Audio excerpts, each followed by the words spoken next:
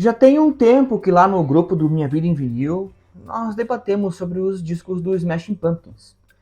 Talvez porque eles estão lançando um álbum conceitual dividido em 3 atos, acho que é assim que ele vai se chamar, né? Conceitual, enfim. E é um disco que vem agradando todo mundo, né? Até quem descobriu a banda recentemente. Cara, desde que começamos a comentar sobre a banda, meus amigos aí do Desconecta, dos Prisioneiros do Rock e também dos Prazeres Plásticos lá, no Instagram, né? Já fizeram postagens aí em seus perfis e também em canais do YouTube. Isso me fez reavivar a vontade de ouvir ou reouvir, sei lá, a banda. E não sei você aí de casa, se você tem esse conhecimento e tal, mas lá eu ouço muito os meus CDs no meu carro, né? Para qualquer lugar que eu vá, e às vezes eu ouço um deles uma ou duas vezes. Em outras eu fico preso durante semanas no mesmo disco, né? Como é o caso desse que iremos falar hoje aqui no canal. Se você está curioso para saber qual deles é, fica comigo até o final desse vídeo. Vamos lá, galera, vem comigo conferir.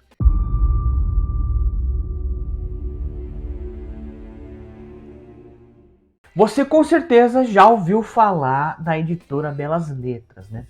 Lá no site deles eles têm um catálogo muito bacana, cara, de livros e de e-books. E eles estão sempre nos atualizando com novidades. E uma delas já está à venda e é o livro de que conta muito sobre o baterista de uma das maiores bandas de rock mundiais, que você já deve ter visto passado por aqui. Gente, é o livro Sympathy for the Drummer. E ele tá muito legal. Olha quanta coisa tem nessa edição de colecionador, tá demais. E se você é um daqueles que só curte o livro, sei lá, ele também tá por um precinho bem legal, sabe? O outro é um pré-lançamento, né? Que é o livro do Geddy Lee. E o mais legal é que a Belas Letras vai ser a editora oficial dele aqui no Brasil. Sem contar outros títulos, né, incríveis que você pode adquirir lá no site da editora. Mas sabe o que é mais legal nisso tudo? É que agora você pode contar com o nosso cupom de descontos exclusivo. É isso mesmo. Você entra na loja, você vai lá, escolhe seu livro, seus livros e tal. E na hora de pagar, você utiliza o cupom Minha Vida em Vinil, que é esse que está aparecendo aqui na tela. E vai garantir um super desconto. Então bora garantir seu desconto, galera. Vamos lá. Fala, galera, que é o Brody. Meu, como é bom a gente ter amigos, né, com gostos parecidos com o seu. Fala sério. E eu tenho amigos, assim, muito legais, cara, que eles me instigam a descobrir aí pérolas que ficaram esquecidas em meu acervo. E uma dessas pérolas é o Smashing Pumpkins, né, uma das bandas mais importantes aí do começo da década de 90. E eu vou mais longe, tá? Se não fosse o Nirvana e o boom do grunge, eu acho que eles seriam maiores do que eles foram. Polêmica? Eu deixo pra vocês. Então comenta aqui embaixo o que você acha da banda, se você tem um disco preferido, ou se você até acha a banda palha, cara. Eu tô esperando seus comentários aqui, tá bom? E aproveita também para deixar seu like e se inscrever aqui no canal. Bom, como eu tava falando, eu descobri o Smashing Pumpkins aí meio que por acaso, assim. Lá pelos idos de 92, 93, eu tocava numa banda que se chamava Zorba Movie Teens. É, cara, viu? Não me peça para explicar sobre eles, né? Que não tem jeito. Não vou falar. E nesse comecinho de década, a gente já havia sido tomado por muitas bandas legais, sabe? Como Alice in Chains, Pearl Jam, Soundgarden. A descoberta do próprio Red Hot Chili Peppers, entre outras bandas aí que até hoje fazem parte dessa salada musical que é o Minha Vida em Vinil. E nesse liquidificador sonoro, ainda tinha o Smashing Pumpkins, que já tinha sido lançado o Gish e também o Siamese Dreams, né? Que por acaso foi o disco que eu descobri a banda. E todas elas foram através do Rodrigo Crespo, que era o guitarrista da Zorba Movidista, que logo depois mudou o nome para La Tequila, mas meu, isso já é outra história, né? E o Crespo tinha outro apelido, mas os tempos de politicamente correto não me permitem falar qual é ele aqui, tá? Então ele era o cara que tinha todos esses discos aí, os dois primeiros do Alice in Chains, Blood Sugar, do Peppers, o Bad Motorfinger, do Soundgarden. Tinha também o Gish e o Siamese Dreams do Smashing Pumpkins. E o Siamese Dreams eu tenho um lugar especial guardado aqui no meu coraçãozinho, né? Porque foi o primeiro disco da banda que eu ouvi. E porque nós tocávamos Cherubim Rock, Quiet e Today desse disco. Bom, aí o tempo passa, né? Passou, na verdade. Nós já estávamos em 95 para 96, quando eu já estava fazendo parte de uma outra banda, Miguelitos. E foi ali que eu descobri o Melancholy and Infinite Sadness. Muito por conta de Today, Tonight, Tonight, que passava no MTV, né? E porque Bullet with Butterfly Wings, que era desse disco, foi escolhida para fazer parte do repertório da Miguelitos. Meu, eu te confesso aí que o Melancholy nunca havia me prendido assim muito a atenção, sabe?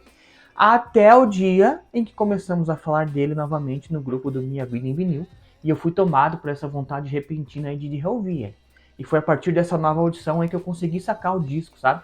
Sei lá, talvez porque é aquilo que eu sempre comento, né? Nós vamos ficando jovem há mais tempo, né? Pescou a referência. E nosso ouvido vai se acostumando melhor aí com algumas coisas, né? E é o que eu sempre digo, cara. Que disco incrível, como o tempo faz bem pra tudo, né? É um disco ousado, é um disco ambicioso e que colocou as guitarras aí muito pra frente, assim, alto, muito alto, assim. Quando ele foi lançado em 95, o Smash Pumpkins era o queridinho comercial e também da crítica. Havia saído esse cenário do Gish e dessa monumental declaração de rock alternativo que foi o Siamese Dream, né? Então seu próximo passo foi bem arriscado, cara. Era um álbum duplo que se formou aí como um anacronismo, né? Por um lado, e talvez por um desastre comercial e crítico pelo outro. A gravadora havia alertado isso pra eles, mas Billy Corgan estava decidido, cara. Melancholy e Infinite Sadness tinha que acontecer. Não é algo assim que as bandas de rock alternativo fizeram, né? Certamente não é algo que alguém havia conseguido. Havendo raras exceções, é claro, como os Beatles, o Pink Floyd, Led Zeppelin, The Who, mas esses aí eram outro nível, né? Já vendendo dezenas de milhões. Então todo mundo estava esperando pelo pior, cara. Mas eles estavam errados. Melancholy Infinite Sadness continua sendo um ponto alto, não apenas como um sucesso comercial para a banda, né? Mas um dos últimos discos realmente grandes dessa era do rock alternativo. Ele se tornou aí o primeiro e único número 1 da Billboard 200 e rapidamente ele já ganhou disco de platina. Em 2012, cara, ele ultrapassou já o limiar do disco de diamante nos Estados Unidos. Da mesma forma, foi geralmente bem avaliado e ele amadurece como se fosse um bom vinho. Em uma revisão aí de 9,3 da edição de luxo do LP, o Ian Cohen do Pitchfork observou: durante uma época em que os heróis do rock eram difíceis de se encontrar, o Smashing Pumpkins decidiu fazer um álbum que apenas os adolescentes poderiam amar e para muitos foi o único e aquele é o único que eles precisavam. Então, ao mesmo tempo em que foi um sucesso, ele também teve uma sequência de tragédias e desentendimentos, né? O tecladista da turnê, o Jonathan Melvoin, havia morrido de overdose no verão de 96, após injetar heroína junto com o baterista Jimmy Chamberlain em um quarto de hotel em Manhattan.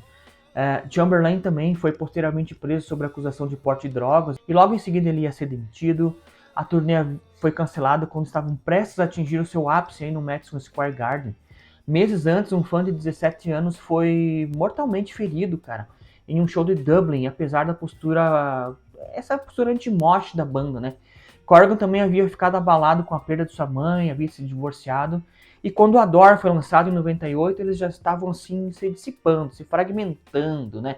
A saída da baixista do grupo tornou-se permanente e as luzes foram totalmente apagadas, cara, quando os anos chegaram em 2000 com o disco Machina, né, e The Machines of God. Mas existe uma maneira de ouvir o mesmo álbum aí de maneira diferente, conforme o seu retrato por meio de suas próprias experiências. E foi isso que eu fiz quando eu ouvi recentemente, né? A experiência que eu tive nos vídeos na década de 90, vou te falar, cara, foi bem diferente dessa atual e foi bem legal ter ouvido ele agora. Pra você ter uma ideia, cara, alguns rumores aí de que Through the Eyes of Ruby continha 70 faixas de guitarra. E ele é um voto assim de casamento pontuado por Corgan rosnando, abre aspas, a juventude é desperdiçada com os jovens, fecha aspas. Isso não significa negar a intenção dos 90 minutos que o precederam. É um lembrete de como o Melancholy pode comunicar coisas diferentes para alguém que tem 30 anos em vez de 15, por exemplo. Revisitar pode parecer meio que como folhear um álbum de fotos assim do ensino médio, sei lá.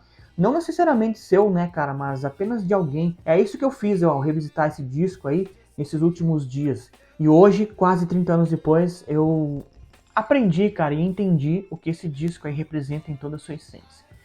Obrigado aos meus amigos aí que incentivaram essa audição aí. Obrigado a você que acompanha a minha vida em vinil. Se você ainda não é inscrito, vou te fazer um convite especial, cara. Ó, aqui embaixo tem um botão de inscrever-se. Você vai lá, faz inscrição no canal. Ativa as notificações nesse sininho aqui embaixo, para você não perder nenhuma atualização, e compartilhe com seus amigos aí que são fãs do Smashing Pumpkins, para eles curtirem esse vídeo aqui, tá bom? Quero deixar um beijo para cada um de vocês, de coração eu agradeço, a gente se encontra no próximo vídeo. Valeu!